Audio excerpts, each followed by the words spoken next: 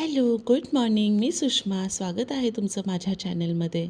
तर आज आपण पाहणार आहोत मस्त असा चटपटीत 10 मिनिटात होणारा पौष्टिक उपवासाचा मखाना चिवडा. अगदी कमी तुपामध्ये झटपट होणारा हा चिवडा आहे. चला तर मग सुरुवात करूया रेसिपीला. त्यासाठी इथे कढईमध्ये 1 चमचा तूप टाकायचं. त्यानंतर त्यामध्ये मखाना टाकायचे. मस्त असे मखाना कुरकुरीत भाजून घ्यायचे. हाताने दाबून बघायचं. आवाज आला की समजा तुमचा मखाना छानपैकी भाजला गेला आहे. त्यानंतर त्यामध्ये थोडेसे शेंगदाणे, काजू, बदाम टाकायचे. तेही छान असे परतून घ्यायचे आहेत. आता काजू, बदाम पूर्णपणे ऑप्शनल आहेत.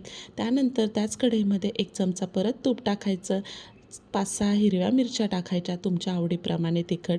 त्यानंतर त्याही अशा कुरकुरीत भाजून घ्यायच्या. आता मिरच्याला ना थोड्याशा चिरा देऊन घ्या म्हणजे तेलामध्ये उडणार नाहीत. त्यानंतर त्यामध्ये मखाना, तळलेले ड्रायफ्रूट, वरून 1 चमचा जिरेपूड, 1 चमचा सेंधव मीठ छान असं मिक्स करून घ्यायचं. तयार आहे आपला चटपटीत पौष्टिक उपवासाचा मखाना चिवडा. गॅस बंद करायचा आणि एका बाउलमध्ये हा चिवडा काढून घ्यायचा.